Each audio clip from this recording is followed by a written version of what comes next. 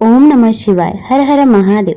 भगवान भोलेनाथांच्या कृपेने तुमच्या सर्व इच्छा मनोकामना पूर्ण हो. मराठी कॉर्नर या मराठी यूट्यूब चॅनलवरती तुमचं अगदी मनापासून स्वागत आहे. तर आज आहे श्रावण शुक्रवार आणि श्रावणी शुक्रवारी ज्योतीची कथाही ऐकली जाते. तसेच त्याचसोबत ज्योतीचं व्रत देखील केलं जातं. पूर्वी आषाढ संपताच देवघराच्या भिंतीवर ज्योतीचा कागद चिटकवला जात असे.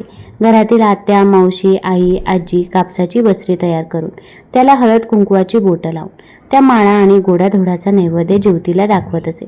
श्रावण शुक्रवारी सुवासिनीला हळद आणि कुंकू, ओटी भरणे तसे ज्योतीची आरती म्हणणे हे व्रत पूर्ण श्रावण मास पाळले जात असत व श्रावण अमावस्येला ज्योतीचा कागद निर्मल्यात सोडून दिला जात असे. धार्मिक वातावरण असलेल्या प्रत्येक घरात हे चित्र दिसत असत. मात्र अलीकडे ज्योतीचे पूजन का करतात याची पुरेशी माहिती नसल्याने ती प्रथा टाळली जाते. मात्र 10 रुपयांचा ज्योतीचा कागद, कापसाची वस्त्र, गुळ खोबऱ्याचा नैवेद्य याहून ज्योतीला अधिक काही लागत नाही. मात्र एवढे अल्प सेवेवर समाधान मानून ती भरभरून आशीर्वाद देऊन जाते. म्हणून तिचे व्रत. ज्योती पूजनाबद्दल सविस्तर माहिती मी आज तुम्हाला या व्हिडिओमधून देणार आहे. तसेच ज्योतीची कथा देखील मी तुम्हाला सांगणार आहे. ही कथा ऐकल्यामुळे आपल्या आयुष्यातील दुःख, दारिद्र्य, गरिबी ही दूर होत असते आणि घरामध्ये सुख, शांती, समृद्धी नांदते. त्यामुळे व्हिडिओ स्किप न करता शेवटपर्यंत जरूर बघा. चॅनलमध्ये नवीन असाल तर चॅनल लाईक करा व सबस्क्राईब देखील करा. तसेच कमेंटमध्ये ओम नमः शिवाय किंवा हर हर महादेव लिहायला विसरू नका. आता सर्वात प्रथम आपण ज्योतीच्या फोटोची माहिती बघूया. प्रथम भगवान नरसिंह. तर भगवान विष्णूंचा चौथा अवतार असलेले नरसिंह आपल्या बाळ भक्तासाठी प्रकट झाले. ही कथा आपल्या सर्वांना परिचयाची आहेच. बाळ प्रल्हादाचे हिरण्यकशिपूपासून म्हणजेच दैत्यापासून रक्षण करणे याच मूळ उद्देशाने भगवंताने हा अवतार धारण केला होता. बालकांचा रक्षक आणि बालभक्तासाठी अवतार धारण केलेली देवता म्हणून भगवान नरसिंह या प्रतिमेत पूजले जातात. म्हणजेच घरात ओढवणाऱ्या आपत्तीपासून नरसिंह बाळाचा बचाव करतात. जसे की उंचावरून पडणे, अन्नातून कधी विषबाधा होणे, आगीपासून होणारी हानी इत्यादी. यानंतर येतात कालिया मर्दन करणारा श्रीकृष्ण. यातील नाग आणि गोपाळकृष्ण दोन्ही पण श्रावणातील आराध्य दैवत. मग नाग प्रतिमा वेगळी आणि कृष्ण प्रतिमा वेगळी न देता कालिया मर्दन करणारा श्रीकृष्ण का, असा सर्वांना प्रश्न पडतो. तर आपण जर कालिया मर्दन प्रसंगाचा विचार केला तर लक्षात येईल. या प्रसंगात कृष्ण आणि त्याचे मित्र खेळत असताना त्यांचा चेंडू यमुनेच्या डोहात गेला आणि कृष्णाने तो परत आणला. खेळणाऱ्या बागडणाऱ्या मुलांवर आलेला वाईट प्रसंग कृष्णाने दूर केला. तसेच कालियाला न मारता त्यालाही अभय देऊन दूर जाण्याचा आदेश दिला. नाग हा सरपटणाऱ्या प्राण्यांमध्ये मुख्य, पण सरपटणाऱ्या प्राण्यांपासून वाचवणारा तसेच महत्त्वाच्या प्राण्यांना अभय देणारा, खेळत बागडत असताना बालकावर आलेल्या वाईट प्रसंगातून वाचवणारा कृष्ण येथे कालिया मर्दन रूपात पूजला जातो. म्हणजेच काली मर्दन करणारा कृष्ण बाहेरच्या आपत्तीपासून रक्षण करतो. जसे की खेळताना येणाऱ्या आपत्ती, पाण्यापासूनचे संकट, सरपटणाऱ्या प्राण्यांचे भय इत्यादींपासून बचाव करतात. घरात आणि घराबाहेर बाळांवर येणाऱ्या संकटांपासून हे दोन्ही देव बालकांचे रक्षण करतात. म्हणून ज्योती प्रतिमेत त्यांचे स्थान आहे. त्यानंतर आहे जरा आणि जिवंतिका. जिवंतिकेचा अर्थ होतो दीर्घायुष्य प्रदान करणारे आणि बालकाच्या दीर्घायुष्याची कामना करून या देवीची पूजा करतात. ही देवी पाळण्यात व आजूबाजूने बालकांना खेळवत असल्याच्या रूपात दाखवतात. प्रतिमेत सगळ्यात शेवटी येतात तर ते म्हणजे बुध व बृहस्पती. बुध ग्रह हत्तीवर बसलेला असून हाती अंकुश धारण करतो, तर बृहस्पती म्हणजेच गुरु वाघावर बसलेला आणि हातात चाबूक घेतलेला दाखवतात.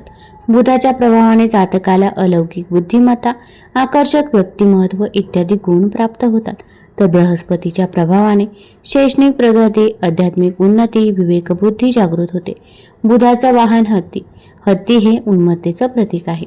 मानवी मनाला येणारी उन्मत्ता आपल्या बुद्धिमत्तेने व्यक्तिमत्वाचा अंकुश घालून आवर घालावा हे बुध प्रतिमेवरून लक्षात येतं. बृहस्पतीचं वाहन वाघ हे अहंकाराचं प्रतीक आहे. मानवी मनाला अहंकार लवकर चिकटतो. अहंकार मानवाच्या सर्व प्रकारच्या प्रगतीमध्ये व आध्यात्मिक साधनेतही बाधक ठरतो. त्यावर आपण ज्ञानाच्या गुरुकृपेच्या आशीर्वादाने ताबा मिळवावा ही बृहस्पती प्रतिमा आपल्याला शिकवते. म्हणूनच बुध, बृहस्पती यांना सुद्धा ज्योती प्रतिमेत स्थान मिळालं. एकूणच क्रम लक्षात घेतला तर प्रथम रक्षक देवता, नंतर जन्मलेल्या बालकाचे रक्षण व दीर्घायुष्य देणारी देवता आणि नंतर व्यक्तिमत्व प्रभावित करणारे ग्रह देवता असा हा ज्योती प्रतिमेचा क्रम. एका मातृशक्तीने दुसऱ्या रक्षक व पालक शक्तीचे केलेले पूजन म्हणजे ज्योतिपूजन. जगातील सर्व प्राणी मात्रांच्या उज्ज्वल भविष्याच्या रक्षणाची प्रार्थना म्हणजे ज्योतिपूजन. तुम्ही देखील ज्योतीचे पूजन करा. गंध, पुष्प, धूप, दीप, दूध, साखरेचा नैवेद्य देखील दाखवा. घरातील मुलाबाळांना नमस्कार करायला सांगा. त्यांना दूध साखरेचे तीर्थ द्या व श्रावण संपल्यावर याचे विसर्जन करा. आता आपण ज्योतीची कथा काय आहे तर ते बघूया. तत्पूर्वी एक विनंती आहे, तुम्ही चॅनलवरती नवीन असाल तर चॅनल लाईक करा व सबस्क्राईब देखील करा. तसेच तुम्ही हा व्हिडिओ कुठून बघत आहात ते देखील आम्हाला जरूर कळवा आणि कमेंटमध्ये हर हर महादेव किंवा जय ज्योती माते लिहायला विसरू नका. एका शुक्रवारातूनची कहाणी. आटपाट नगर होतं. तिथं एक राजा होता. त्या राजाला मुलगा नव्हता. तेव्हा राणीने काय केलं, एका सोयीनीला बोलावून आणलं. अगं अगं सोयीनी, मला नळवारी सुद्धा एक मुलगा गुपचूप आणून दे, मी तुला पुष्कळ द्रव्य देईन. सोयीनीनं गोष्ट कबूल केली. ती त्या तपासावर राहिली. गावात एक गरीब ब्राह्मणाची बाई गर्भा राहिली. तेव्हा ती सोयीनी तिच्या घरी गेली आणि तिला सांगू लागली की बाई बाई, तू गरीब आहेस, तुझं बाळणपणाचं पोट दुखू लागेल तेव्हा मला कळव, मी तुझं बाळणपण फुकट करेन. तिने होय म्हणून सांगितलं. नंतर ती सोयनी राणीकडे आली. बाईसाहेब, आपल्या नगरात अमुक अमुक गरीब ब्राह्मणाची बाई गरोदर आहे. तिला नुकताच 2रा महिना लागला आहे. लक्षणं सर्व मुलाचीच दिसत आहे. तेव्हा आपल्या घरापासून तो तिथपर्यंत काही कळणार नाही असं एक गुप्त भुयार तयार करावं. आपल्याला काही दिवस गेल्याची अफवा उठवावी. मी तुम्हाला नळवारीचा मुलगा आणून देईन. असं ऐकल्याबरोबर राणीला मोठा आनंद झाला आणि जसजसे दिवस होत गेले त्याप्रमाणे डोहाळ्याचं डंब केलं. पोट मोठं दिसण्याकरता त्याच्यावरती लुगड्याच्या घड्या बांधल्या. तसेच 9 मास भरताच बाळणपणाची तयारी केली. इकडे ब्राह्मणबाईचं पोट दुखू लागलं. सुईनीला बोलावं आलं. त्याबरोबर तुम्ही पुढे व्हा, मी येते असं म्हणून सांगितलं. धावत धावत राणीकडे आली. पोट दुखण्याचं ढोंग करायला सांगितलं. नंतर ब्राह्मणाच्या घरी आली. बाई, तुझी आहे पहिली खेप. डोळे बांधलेस तर भिणार नाही आणि नाही बांधलेस तर भय वाटेल असं सांगून तिचे डोळे बांधले. ती बाळणपण झाली. मुलगा झाला. सोयनीने एका दासीकडून भुयाराच्या वाटेने मुलगा राणीकडे पाठवला व तिने एक वरवंटा घेऊन त्यास एक कुचा बांधला आणि तिच्या पुढे ठेवला. मग बाईचे डोळे सडले. तुला वरवंटा झाला असं सांगू लागली. तिने नशिबाला बोल लावले. मनामध्ये दुःखी झाली. सोयनी निघून राजवाड्यात गेली. राणीसाहेब बाळंतीण झाल्याची बातमी पसरली. मुलाचं गोड कौतुक होऊ लागलं. इकडे ब्राह्मणबाईने नियम धरला. श्रावण मासी दर शुक्रवारी ज्योतीची पूजा करावी आणि नमस्कार करून म्हणावं, जय ज्योती आई माते, जिथं माझं बाळ असेल तिथं खुशाल असो. जय ज्योती आई माते, जिथं माझं बाळ असेल तिथं खुशाल असो असं म्हणून तिने तांदूळ उडवावे. ते या मुलाच्या डोक्यावर पडावे. हिरवं लुगडं नेसणं, हिरव्या बांगड्या लेणं वर्ज्य, कारलीच्या मांडवा खालून जाणं वर्ज्य केलं. तांदळाचं धुणं ओलांडणं बंद केलं. त्याप्रमाणे ती नेहमी वागू लागली. इकडे राजपुत्र मोठा झाला. एके दिवशी बाहेर फिरायला निघाला. त्या दिवशी ती न्हावून आपल्या अंगणात राळे राखत बसली होती. तेव्हा त्याची नजर तिच्यावर गेली. हा मोहित झाला व रात्री तिची भेट घ्यायची म्हणून इच्छा केली. रात्री तिच्या घरी आला. दारात गाय वासरू बांधलं होतं. चालता चालता राजाचा पाय वासराच्या शेपटावर पडला. वासराला वाचा फुटली. ते आपल्या आईला म्हणालं, कोण्या पाप्यानं माझ्या शेपटावर पाय दिला? तेव्हा ती म्हणाली, जो आपल्या आईकडे जाण्यास भीत नाही तो तुझ्या शेपटावर पाय द्यायला भेल काय? हे ऐकून राजा मागे परतला आणि घरी येऊन आपल्या आईपासून काशीत जाण्याची परवानगी घेतली. काशीत जाऊ लागला. जाता जाता एका ब्राह्मणाच्या इथं उतरला. त्या ब्राह्मणाला पुष्कळ मुलं होत होती, पण ती 5वी-6वीच्या दिवशी जात असत. राजा आला त्या दिवशी चमत्कार झाला. 5वीचा दिवस होता. राजा दारात निजला होता. तेवढ्यात सटवी आई रात्री आली आणि म्हणू लागली, कोण ग मेलं वाटेत पसरला आहे? ज्योती आई उत्तर करते, अगं माझं ते नवसाचं बाळ निजलं आहे. मी काही त्याला ओलांडू देणार नाही. मुलगा आज जाणार म्हणून त्या मुलाचे आईबाप चिंता करत बसले होते.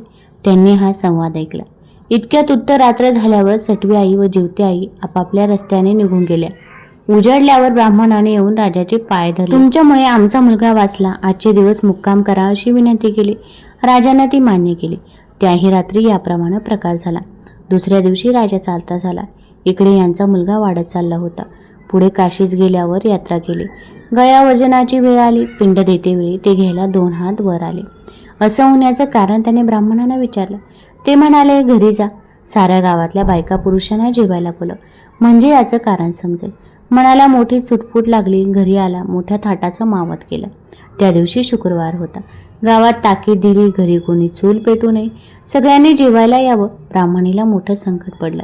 राजाला निरोप धाडला, मला ज्योतीचं व्रत आहे, माझे नेम पुष्कळ आहे, ते पाळे तर जेवायला ये. राजानं कबूल केलं. जिथं तांदळाचं धुणं होतं ते काढून तिथून सारून त्यावरून ते आले. हिरव्या बांगड्या भरल्या नाहीत, कारल्याच्या मांडव्या खालून गेली नाही. दरवेळी जिथं माझं बाळ असेल तिथं खुशाल असो असं म्हणे. पुढं पान वाढले, मोठा थाट जमला. राजानं तूप वाढायला घेतलं. वाटता वाटता ही ज्या पंक्तीत बसली होती तिथं आला. तूप वाढू लागला. ईश्वरी चमत्कार झाला. बाईला प्रेम सुटून पाना फुटला. तिच्या स्तनातून दुधाच्या धारा फुटल्या. त्याच्या तोंडात उडाल्या. तो हातची तपेली ठेवून रुसून निजला. काही केल्या उठेना. तेव्हा आई गेली. त्याची समजूत करू लागली. तो म्हणाला, असं होण्याचं कारण काय? तिनं सांगितलं, ती तुझी खरी आई, मी तुझी मानलेली आई, असं सांगून सर्व हकीकत सांगितली. नंतर भोजनाचा समारंभ झाला. पुढे त्याने आपल्या आईबापास राजवाड्याजवळच मोठा वाडा बांधून तिथे तो राज्य करू लागला. तर जशी ज्योती आई तिला प्रसन्न झाली, तशी तुम्हा आम्हा हो. ही 60 उत्तराची कहाणी 5 उत्तरी सफळ संपूर्ण हो. तुम्हाला जर ही कथा आवडली असेल तर चॅनल लाईक करा, सबस्क्राईब करा आणि आपल्या मित्रपरिवारासोबत जरूर शेअर करा. धन्यवाद.